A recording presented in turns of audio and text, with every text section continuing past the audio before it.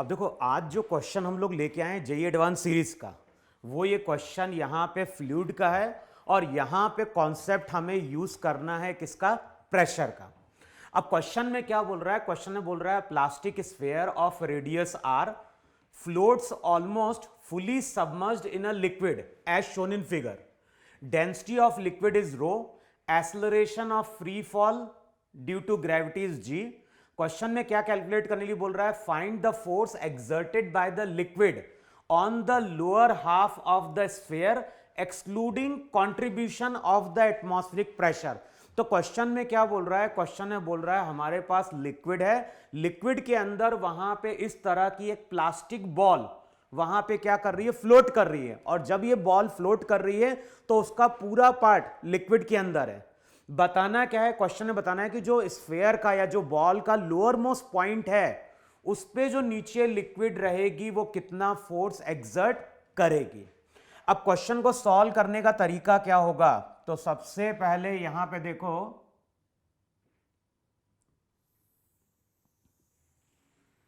ये हो गया तुम्हारा स्फीयर, स्फीयर का सेंटर यहां कहीं, इसका रेडियस कितना है, इसका रेडियस मान लो यहां पे r,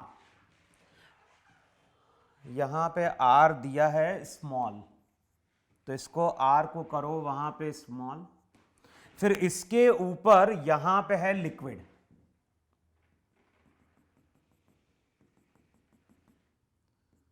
तो इस पूरे पोर्शन में यहां कहीं तुम्हारी क्या है, पूरी लिक्विड है।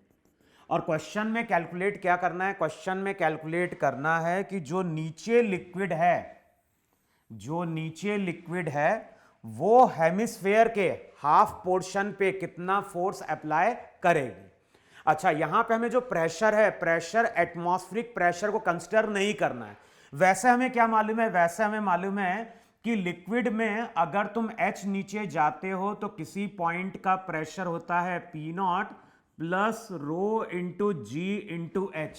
अगर मान लो ये लिक्विड है, लिक्विड में अगर तुम यहां पे H नीचे जाओगे तो इस पॉइंट पे प्रेशर बनेगा P0 प्लस रो जी एच। देखो है कि नहीं है वहां पे, अगर यहां पे तुम H नीचे आओगे तो प्रेशर बनेगा P0 प्लस रो जी एच। हमें क्या करना है, हमें एटमॉस्फेरिक प्रेशर कंसीडर नहीं करना है, तो इस पॉइंट पे लिक्विड के कारण जो प्रेशर बनेगा वो कितना बनेगा, रो जी एच बनेगा। अब कैलकुलेट करने का तरीका क्या है, तो कैलकुलेट करने का तरीका है कि ये जो स्फीयर है, ये जो स्फीयर होगा, बताओ ये नंबर ऑफ डिस्क का कलेक्शन है कि नहीं है। तो यहां पे हमने नंबर ऑफ डिस्क बोल दें या फिर नंबर ऑफ क्या बोल दें, रिंग बोल दें। तो यहां पे इस तरह से एक एलिमेंट लो, तो इस तरह से यहां पे हम एक एलिमेंट कंसीडर करने जा रहे हैं। अब ये जो एलिमेंट हमने कंसीडर किया है, ये कंसीडर किया है, ये हॉरिजॉन्टल है, तो यहां पे मान लो हॉरिजॉन्टल से थीटा एंगल पे हमने वहां पे क्या किया है, एक एलिमेंट कंसीडर किया है। अच्छा, अब ये जो एलिमेंटल रिंग हमने कंसीडर करी है, ये जो एलिमेंटल रिंग कंसीडर करी है, इसकी यहां पे कुछ थिकनेस भी होगी, और ये जो थिकनेस है, ये थिकनेस को मान लो वहां पे dl, और ये थिकनेस यहां पे कितना एंगल सबस्टेंड कर रही है, ये सबस्टेंड कर रही है डी थीटा, और पहला रिजल्ट वहां पे क्या दिखेगा, theta equals to R upon radius. तो dl की वैल्यू बताओ वहां पे आर डी थीटा है कि नहीं है वहां पे। अच्छा, ये जो हमने रिंग कंसीडर करी है, इस रिंग का यहां पे क्या होगा, रेडियस भी होगा। मान लो इस रिंग का रेडियस है यहां पे x, हमें मालूम है ये एंगल अगर थीटा है तो यहां पे ये एंगल भी क्या होगा, थीटा होगा। और चेक करो वहां पे कॉस थीटा की वैल्यू बेस अपॉन हाइपोटेनियस होगी कि नहीं होगी। ये एंगल थीटा, ये एंगल थीटा, तो कॉस थीटा हो जाएगा x बाय आर। तो जो भी हमने रिंग कंसीडर करी है उसका रेडियस r कॉस थीटा होगा कि नहीं होगा वहां पे। अच्छा, अब यहां पे चेक करो हाइट h, अगर यहां से लेके यहां तक की हाइट अगर तुम कैलकुलेट करने जाओगे तो ट्रिग्नोमेट्री यूज करो। यहां से लेके यहां तक की जो हाइट रहेगी वो r साइन थीटा, ये रेडियस r, तो चेक करो ये value r into 1 plus sine theta होगी कि नहीं होगी वहां पे।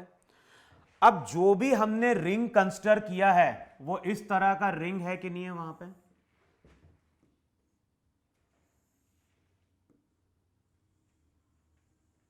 देखो इस तरह से है कि नहीं है वहां पे। अच्छा, अब इस पॉइंट पे प्रेशर कितना है। इस पॉइंट पे अगर तुम प्रेशर कैलकुलेट करने जाओगे किसके कारण, लिक्विड के कारण, तो लिक्विड के कारण जो प्रेशर आएगा वो आएगा रो जी एच। एच का मतलब हो जाएगा r into 1 plus sine theta. देखो है कि नहीं वहां पे। जो पूरी हमने रिंग कंसिडर करी है उस पे प्रेशर लिक्विड के कारण बन रहा होगा रो जी आर 1 प्लस साइन थीटा। देखो है कि नहीं वहां पे। अच्छा, अब प्रेशर के कारण यहां पे क्या बन रहा होगा, यहां पे बन रहा होगा फोर्स। और फोर्स का हमें कौन सा कंपोनेंट लेना पड़ेगा, फोर्स का हमें लेना पड़ेगा वहां पे वर्टिकल कंपोनेंट, क्योंकि अगर यहां पे फोर्स आएगा तो यहां पे भी फोर्स इस तरह से आएगा कि नहीं आएगा। और एंगल कितना बन रहा होगा चेक करो जरा। यहां पे जो फोर्स आएगा प्रेशर के कारण वो यही होगा कि नहीं होगा। अगर इस पॉइंट का प्रेशर रो जी आर 1 प्लस साइन थीटा है तो यहां पे प्रेशर इंटू एरिया क्या दे देगा, फोर्स दे देगा। अब यहां पे फोर्स अगर आएगा तो बताओ सिमेट्री से हम क्या बोलेंगे, सिमेट्री से हम बोलेंगे प्रेशर इस साइड भी आएगा वहां पे। और प्रेशर के देखो जो भी प्रेशर रहेगा, प्रेशर हमेशा एक्ट करेगा सरफेस पे नॉर्मली, तो प्रेशर के कारण वहां पे फोर्स बनेगा। तो इस साइड अगर फोर्स आएगा तो इस साइड भी फोर्स आएगा। और सिमेट्री से हम बोल सकते हैं कि जो भी फोर्स रहेंगे उसके यहां पे दो कंपोनेंट बन रहे होंगे। ये एंगल अगर थीटा है तो चेक करो ये एंगल भी वहां पे थीटा है कि नहीं है वहां पे। तो इस फोर्स का हॉरिजॉन्टल कंपोनेंट कैंसिल आउट हो जाएगा, केवल हमें वर्टिकल कंपोनेंट कंसीडर करना है। तो पहले तो वहां पे लिखो डीएफ फोर्स। डीएफ फोर्स क्या हो जाएगा, डीएफ फोर्स हो जाएगा प्रेशर। प्रेशर हो गया रो जी R 1 plus sine theta into area. अब एरिया कैसे मिलेगा, तो एरिया मिलेगा 2 पाई एक्स इंटू डीएल। तो अगले स्टेप में जो भी फोर्स आएगा वो आएगा रो जी R 1 plus sine theta into 2 pi. X का मतलब हो जाएगा आर कॉस थीटा, डीएल का मतलब वहां पे आर डी थीटा। देखो चेक करो है कि नहीं है। तो जो भी फोर्स आ रहा है बताओ फोर्स की वैल्यू कितनी हो गई, फोर्स की वैल्यू हो जाएगी 2 पाई रो जी। 2 पाई रो जी यहां पे हो जाएगा R cube 1 plus sine theta into cos theta into d theta. देखो चेक करो इतना बन रहा है कि नहीं बन रहा यहां पे। तो सबसे पहले तो हमने क्या निकाला, फोर्स निकाला। और हमें मालूम है हमें केवल कंसीडर करना है फोर्स का वर्टिकल कंपोनेंट। सिमेट्री से क्या होगा, ये जो फोर्स आएंगे इनके हॉरिजॉन्टल कंपोनेंट, ये एंगल थीटा है, ये एंगल भी वहां पे क्या होगा, थीटा होगा। तो जो भी फोर्स है, फोर्स हर एलिमेंट पे नॉर्मली एक्ट कर रहा होगा, उसका हॉरिजॉन्टल कंपोनेंट कैंसिल आउट होगा, सबके केवल वाई कंपोनेंट बचेंगे। तो जो भी वाई कंपोनेंट होगा पूरे एलिमेंट पे जो बनेगा वाई कंपोनेंट वो हो जाएगा वहां पे डी एफ साइन थीटा। तो बेसिकली जो एलिमेंट रिंग हमने कंसीडर करी है उस पे फोर्स का केवल वाई कंपोनेंट रहा होगा, और वाई कंपोनेंट वहां पे हो जाएगा 2 पाई रो जी आर क्यूब, है कि नहीं। अब यहां पे साइन थीटा, तो अगले स्टेप में हो जाएगा साइन थीटा मल्टीप्लाई करो sine theta plus sine square theta into cos theta into क्या हो गया, डी थीटा। अब ध्यान रखना ये जो फोर्स है ये फोर्स का वाई कंपोनेंट है जो एक एलिमेंटल रिंग ने क्या किया है, एक्सपीरियंस किया है। अब बताओ यहां पे ऐसी नंबर ऑफ रिंग्स होंगी कि नहीं होगी, और इन सभी पे फोर्स का वाई कंपोनेंट बन रहा होगा। तो टोटल के लिए हम इसको क्या करेंगे, इंटीग्रेट करेंगे, आगे वाली टर्म तो कांस्टेंट है। अब इसको जब तुम इंटीग्रेट करोगे तो थीटा की वैल्यू यहां पे 0 और जब यहां पहुंचोगे तो क्या हो जाएगा π/2। तो इसकी लिमिट लेनी पड़ेगी 0 से लेके π/2। अब बताओ इसको जब तुम इंटीग्रेट करने जाओगे तो फोर्स का y कंपोनेंट 2πρg r³ बाहर आ गया। अब मैं इसको अब डायरेक्ट कर रहा हूं, sign theta into cos theta, या तो इसको अभी लिखो पहले, फिर अगले स्टेप में इसको और सिंप्लीफाई करते हैं। पहले यहां पे आ गया sign theta into cos theta, 2 से मल्टीप्लाई करो, 2 से डिवाइड करो, प्लस हो जाएगा वहां पे sine square theta cos theta into d theta. अच्छा, अब जब फोर्स का y कंपोनेंट आएगा तो वो हो जाएगा 2πρg r³।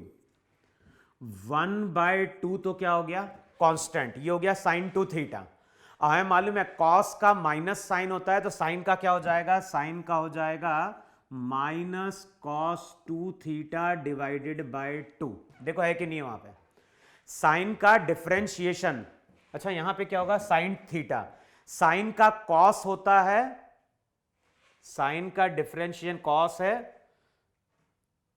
तो कॉस का साइन होगा, लेकिन कॉस का वहां पे माइनस साइन होता है, तो चेक करो साइन का माइनस कॉस होगा कि नहीं होगा वहां पे, प्लस। अब यहां पे इंटीग्रेट कैसे करोगे, तो यहां पे इंटीग्रेट करने का तरीका क्या है, साइन थीटा को तुम t मानोगे तो cos theta D theta dt बन जाएगा, टी स्क्वायर का t³/3। तो चेक करो यहां पे साइन क्यूब थीटा/3, बताओ यही बन रहा है कि नहीं बन रहा है वहां पे। ये चीज समझ में नहीं समझ में आए, ये जो टर्म आएगी ये टर्म आएगी साइन 2 थीटा। है मालूम है कॉस का डिफरेंशिएशन माइनस साइन होता है, तो साइन का क्या हो जाएगा माइनस कॉस। अब वैल्यू यहां पे अगर चेक करोगे तो ये हो जाएगा 2πρg r³, 1/4। अब लिमिट पुट करनी है 0 से π/2, पुट करो 1/4 कॉमन हो गया, 90 यहां पे जाएगा, कॉस 180 क्या होता है -1, माइनस माइनस क्या हो गया प्लस। तो चेक करो ये 1/4 हो गया कि नहीं हो गया, plus sine cube theta sine 91, तो ये हो जाएगा 1/3। अब ये हो गया अपर लिमिट, देखो चेक करो ये अपर लिमिट हो गई minus lower limit, lower limit put करो तो कॉस 0 हो गया 1, साइन पहले से नेगेटिव है और हमें लगना पड़ता है upper limit minus lower limit, तो माइनस माइनस क्या हो जाएगा प्लस 1/4। देखो चेक करो यही वैल्यू आएगी कि नहीं आएगी। अब इसको अगर तुम सिंप्लीफाई करोगे तो रिजल्ट हो जाएगा 2πρg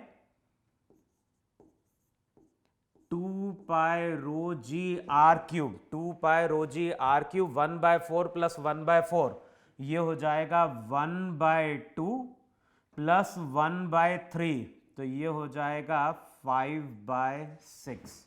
देखो आएगा कि नहीं आएगा वहां पे, इसको सॉल्व करोगे 1/4 प्लस 1/4 1/2, 1/2 प्लस 1/3 हो गया 5/6, ये वैल्यू हो जाएगी 10πρg r³ अपॉन 6। इसको सिंप्लीफाई कर दोगे तो ये 2 3, तो फाइनली जो आंसर आ रहा है वो आंसर आ रहा है फोर्स का जो भी y कंपोनेंट होगा वो हो जाएगा 5/3